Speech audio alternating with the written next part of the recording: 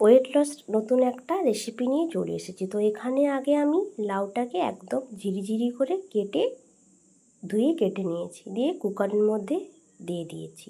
আমি এখানে একটা হাফ নিয়েছি, লাউটা পুরো গোটা নিইনি, তোমাদের পরিমাণ মতো তোমরা নিয়ে নেবে। তো এখানে আমি নিয়েছি কিছুটা মুগের ডাল, মুগের ডালের সাথে আমি এখানে আরও কিছুটা আমি মসুর ডাল অ্যাড করে দেবো। দেখো তোমরা পরিমাণ মতো নিতে পারো, তোমরা চাইলে মুগ, মসুর বা ছোলার ডাল দিয়েও করতে পারো, বা যে অড়হর ডাল বলে, বিরি কলাইয়ের ডাল বলে, তোমাদের পছন্দ মতো ডাল দিয়ে করবে। তো আমি এখানে ডাল দুটো ভালো করে ধুয়ে নিয়েছি, দিয়ে কুকারে দিয়ে দেবো পরিমাণ মতো। তোমরা এখানে জল দেবে, বেশি জল দিলে কিন্তু জিনিসটা আরও পাতলা হয়ে যাবে।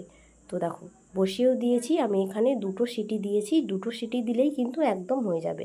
আর বেশি সিটি দিলে পুরো তাহলে সবজির যে লাউয়ের যে এটা থাকে ওটা তুমি পাবে না, পুরো গলে যাবে। তো দেখো সিটি এখানে হয়ে গেছে। এবার আমি এটাকে গ্যাসটাকে বন্ধ করে কিছুক্ষণ ঠান্ডা করতে রেখে দিয়েছি। তারপরে এখানে কড়াই রেডি করে নিয়েছি। কড়াইয়ে আমি দিয়ে দেবো সামান্য পরিমাণে তেল। তেলটা গরম হয়ে গিয়েছে, তার মধ্যে আমি দিয়ে দেবো একটা গোটা তেজপাতা।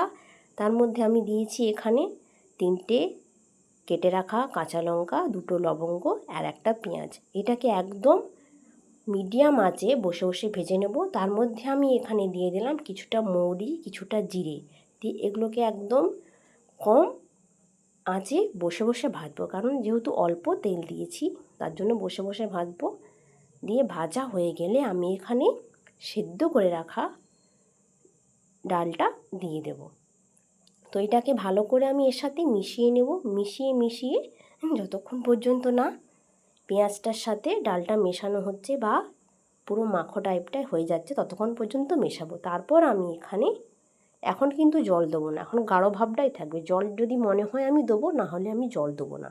তো দেখো এটা মেশানো হয়ে গেছে। তো এটাকে একদম লো আঁচে রেখে আমি কিছুটাকে ফুটিয়ে নেব। তারপরে এখানে আমি কিছুটা হলুদ গুঁড়ো অ্যাড করছি, যেহেতু আগে আমি হলুদ দিইনি, আগে লবণও দিইনি, তাই লবণ দিলাম। একটু গুঁড়ো লঙ্কা দিয়েছি, এখানে আমি দিয়েছি জিরে গুঁড়ো। এবার এইগুলোকে দিয়ে ভালো করে আমি মিশিয়ে নেব। তারপরে আমি বাকি কী দিচ্ছি তোমাদেরকে শেয়ার করছি। চলো, এগুলোকে দিয়ে ভালো করে মেশানো যতক্ষণ না হচ্ছে ততক্ষণ পর্যন্ত কিন্তু আমি এটাকে মেশানোর চেষ্টা করব। তো এরপরে আমি দিয়ে দিয়েছি ধনে গুঁড়ো।